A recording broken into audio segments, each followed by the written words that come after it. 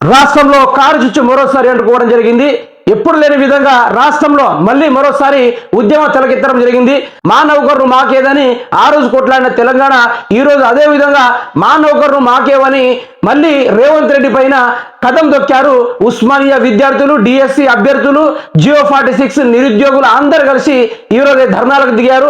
మరి దాని గురించి ఏ మీడియా కవర్ చేయకుండా, కొన్ని తొత్తి మీడియాలు V6 కానీ, ఏబిఎన్ కానీ, ఎన్టీవీ కానీ, హెచ్ఎంటీవీ కానీ ఏ మీడియాలో కవర్ చేయకుండా, ఏవి లైవ్ స్ట్రీమ్ మీడియాలు కూడా ఫోకస్ చేయకుండా రేవంత్ రెడ్డిని ముస్తాబ్ చేస్తేనే, రేవంత్ రెడ్డిని తయారు చేస్తేనే ఇంకా తీన్మార్ మల్లిగాడు అయితే కింద టేప్ పెట్టి కొలిసే కాడనే ఉన్నాడు కావచ్చు.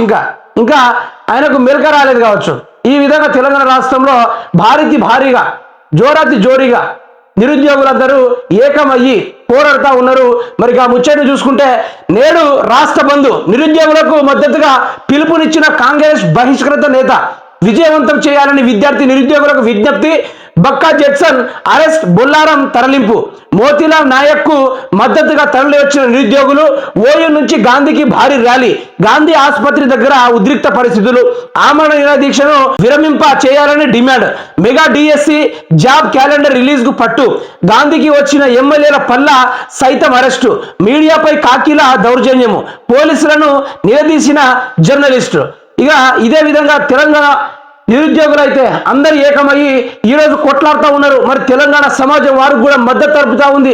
కొన్ని మీడియాలు అయితే పనిచేసే మీడియాలు కాకుండా కొన్ని విద్యార్థుల కోసం తమ గొంతు తోడయి జర్నలిజం వాళ్ళు మేము మీకు ఉన్నామని ధైర్యం చెప్పి నిలబడతా ఉంటే వారిపైన ఈ కాకి అరాచకాలు మామూలు అంతా ఇంత కాదు. వారిని మీడియా వారిని విచ్చలవిడిగా లాగేసడము, వారిని కొట్టడానికి ప్రయత్నం చేయడము ఈ కాకి వాళ్ళు చేస్తున్న ప్రయత్నాలు. అదేవిధంగా అక్కడ విద్యార్థుల పక్షాన్ని నిలబడడానికి కొందరు నాయకులు వచ్చినప్పటికీ బక్కా జెట్సన్ కూడా తోడవడంతో బక్కా జెట్సన్ ని కూడా అరెస్ట్ చేయడం జరిగింది. ఇదే విధంగా తెలంగాణ రాష్ట్రంలో ఇన్ని జరుగుతూ ఉన్నా కూడా మరి సీఎం రేవంత్ రెడ్డికి సోయిబారం లేదా, మరి ముఖ్యమంత్రివా ఇంకేమైనా విద్యార్థులకు గోసం చూసి ఇంత సిగ్గనిపిస్తలేదా, లేకుంటే బయటకు వచ్చి వారి గురించి మనం మాట్లాడాలి. మీకు నేను ఉన్నాను రా ఇలా ఎందుకు చేస్తున్నారు, ఫలానా డేట్కు నేను జాబ్ క్యాలెండర్ రిలీజ్ చేస్తా, మీకు నౌకర్లు ఇస్తా అని బయటకు వచ్చి ఒక వాళ్ళకి భరోసాను ఇవ్వాలి కదా.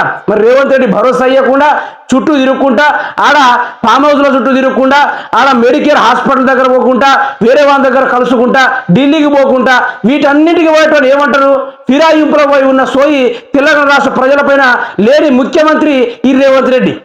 మరి పక్క రాష్ట్రంలో చంద్రబాబు నాయుడు వచ్చిరా కానీ పెన్షన్ల మీద 6,000 పెంచిండు. ఆయన్ని కూడా చూసి సిగ్గు కూడా తెచ్చుకోలేదు నువ్వు. ఇంకా ఏమైనా అంటే అప్పులు చేసిండన్నారు. మరి దీన్ని తెలంగాణ రాష్ట్రాన్ని మించిన అప్పు చేసింది ఏపీయే కదా, జగనే కదా. మరి వాళ్ళు పాట పాడట్లేదు. రేవంత్ రెడ్డికే గుర్తొస్తుంది అప్పు, రేవంత్ రెడ్డికే మొత్తం కింద నుంచి కట్టబట్టాలి అప్పు. మరి సిగ్గుండకర్లే కొంచెమైనా ముఖ్యమంత్రి పదవిలో ఉండి వాళ్ళ గురువు అక్కడ అట్లా కట్టుకుంటే ఇక్కడ ఏం చేయాలి? అక్కడ ఆయన అభివృద్ధి చేసుకుంటూ పోతా ఉంటే ఇక్కడ ఈయన మాత్రం ఫిరాయింపులకు తిరుగుతూ ఉన్నాడు.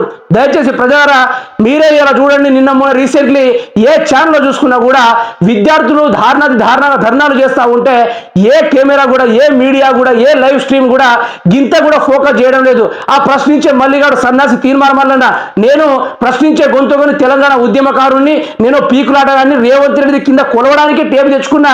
అది చిన్నగా లేదురా, చాలా పెద్దగా ఉంది, ఇంకా కొలుస్తూనే ఉన్నా అని ఈ సన్నాసి ఈ విధంగా అంటాడు. మరి ఇప్పటిదాకా వాని మీడియాలో, వాని ఛానల్లో వానికి 8 ఛానల్ ఉన్నప్పటికీ ఒక్క ఛానల్ ఉంచకపోయినా ఒక్క వీడియో కూడా అప్లోడ్ కాలేదంటే ఈ సన్నాసులు విద్యార్థుల పైన ఎటువంటి కుట్రలు అనుకున్నారో ఒకసారి మీరే అర్థం చేసుకోవాలి మిత్రులారా. అదేవిధంగా ఆ గాంధీ ఆసుపత్రి దగ్గర ఉద్రిక్త పరిస్థితి ఏర్పాటు అవ్వడంతో అక్కడ ఎవరొచ్చినా కూడా వారిని అరెస్ట్ చేయడం మొదలుపెట్టాడు. గాంధీ హాస్పిటల్లో నిరాహార దీక్ష చేస్తున్న మోతీలాల్ని ఇప్పుడు నిరాహార దీక్ష చేస్తున్నప్పటికీ అతన్ని ప్రతిపక్షం పార్టీ అయినా, ప్రజలు నడుస్తున్న పార్టీ అయినా, అధికార పార్టీ అయినా వచ్చి పరామర్శించాలి, వారి డిమాండ్ని ఆలకించాలి. మరి సన్నాసి రాజకీయ నాయకులు ఏ ఒక్కడంటే ఒక్కడు కూడా ఆడికి పోకుండా విద్యార్థుల్ని ఉసిగొలిపి నీకు నౌకర్లు ఇస్తారా, అది ఇస్తారా, ఇది ఇస్తారా అనుకుని వారి వెనక నుంచి గుణపం తిప్పి ఈరోజు ఏమి తెలియకుండా పోలీసులు వారిపైన బెదిరించేసి నానా రకాలు చేస్తూ ఉన్నారు. గిరి మాత్రం రేవంత్ రెడ్డికి మాత్రం ఎట్టి పరిస్థితుల్లో అధికారం ఉందని నీ అధికార మాంద్యంతో కాకీలను విద్యార్థులపై పంపొచ్చు, కానీ నీ కుర్చీ మాత్రం కూలగొట్టే ప్రయత్నం వాళ్ళ దగ్గరే ఉంది. బరాబర్ చెప్తా ఉన్నా, రేవంత్ రెడ్డి ఇకైనా దిగొచ్చి వారి డిమాండ్స్ అనేది ఇవ్వాలి, లేకుంటే జాబ్ క్యాలెండర్ అయినా రిలీజ్ చేయాలి.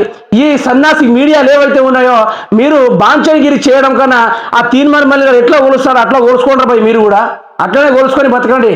సన్నాసి రాజకీయాలు చేసుకుంటా మీడియాలు అనేటోళ్ళు 10 మందికి సాయపడి ఉండాలి కానీ ఒక్కరికి బాంచనగిరి చేస్తూ ఉంటే ఒకరికి కింద నాపుకుంటూ కోల్చుకుంటా ఉంటా ఉంటే విద్యార్థుల పరిస్థితి ఏంది, తెలంగాణ రాష్ట్రం యొక్క ప్రజల భవిష్యత్ ఏందని భయపడతా ఉన్నారు చాలా మంది.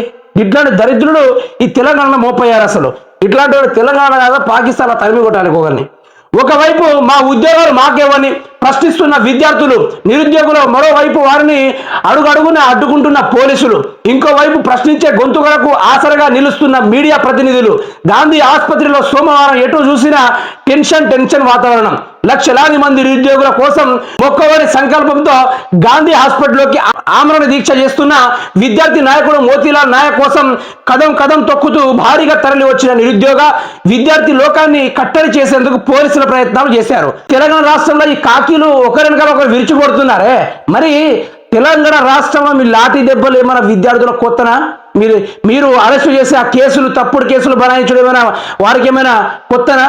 తెలంగాణ రాష్ట్ర ఉద్యమం జరిగేటప్పుడు ఒక్కొక్క లాఠీ దెబ్బలు, కాలు ఇరిగినా, చేతులు ఇరిగినా, పానం పోయినా వెనకడుగు వేయకుండా తెలంగాణ రాష్ట్రాన్ని తీసుకొచ్చింది ఇదే విద్యార్థులందరూ కలిసి తీసుకొచ్చిండ్రు. మరి ఈ రోజు కూడా అదే మళ్ళీ చోటు చేసుకుంటా ఉంటా అంటే మరి ఎవరు చూసుకుంటా ఉంటాడు? రేవంత్ రెడ్డి ఇచ్చిన మాటకు ఆయన గింత కూడా స్వల్ప మాటకు మాట్లాడకుండా, భరోసా ఇవ్వకుండా దొంగ తిరుగుడు తిరుగుతూ ఉంటే ఎవరు చూసుకుంటా ఊకుంటాడు? ఎవరు ఊకోడు కదా. అదే విధంగా చూసుకుందాం. ఇక ఆరున గురు శిష్యుల భేటీ, దీనికే పనికి వస్తాడు రేవంత్ రెడ్డి. దేని అసలు ఈయనకి సీఎం పదవి ఎట్లిచ్చేలే, ఈయన ముఖం చూస్తే తెలంగాణ రాష్ట్రానికి వర్షమే వస్తలేదు ఇప్పటిదాకా. MLC Balmuri Venkat diversion politics, Gandhi ఆసుపత్రి ఇష్యూను సైడ్ చేసేందుకు ప్లాన్, నీట్ రద్దు చేయాలంటూ రాజ్ భవన్ దగ్గర హల్చల్. బల్మూరి వెంకట్ ఎమ్మెల్సీ పదవి కోసం విద్యార్థులను ఉసిగొల్పి ఉస్మానియా యూనివర్సిటీలో పండి అక్కడ తిని అక్కడ అన్ని కార్యక్రమాలు చేసుకొని ఈరోజు ఆయన ఎమ్మెల్సీ పదవిలో కూర్చున్నప్పటికీ విద్యార్థులకు నేనున్నా అని చెప్పిన ఈ సన్యాసి కూడా రాత్రి దొంగోళ్ళ లెక్క రాత్రిపూట ఎవరు వస్తారా నాకు అర్థం కాదు. పరామర్శించడానికి, మోతీలాల్ని పరామర్శించడానికి ఎవరు వస్తారు? ఒక దొంగనో, ఒక దోపిడినో, లేకుంటే గజ దొంగనో, హత్యలు చేసే రౌడీగాళ్ళో అలా రాత్రి టైంలో మాత్రమే వస్తారు. మరి ఈ సన్యాసి ఆ రాత్రి వచ్చినప్పటికీ విద్యార్థులందరూ లేదనుకున్నారో, లేకపోతే దాక్కున్నారు అనుకున్నారో, వెళ్ళిపోయి అనుకున్నాడు. మరి పూర్తి స్థాయిలో విద్యార్థులందరూ చుట్టుముట్టి సుక్కలు చూపెట్టారు బల్మూరి వెంకట్కి. సో సుక్కలు చూపెట్టి గుడ్డలు కూడా తీసి కొట్టి ఉంటే ఇంకా బ్రహ్మాండంగా ఉండేది. బల్మూరి వెంకట పాయింట్ ఆ అంగి లాగి గుడ్డలు తీసి కొట్టి ఆ నుంచి తరిమి కొడితే బాగుండేది.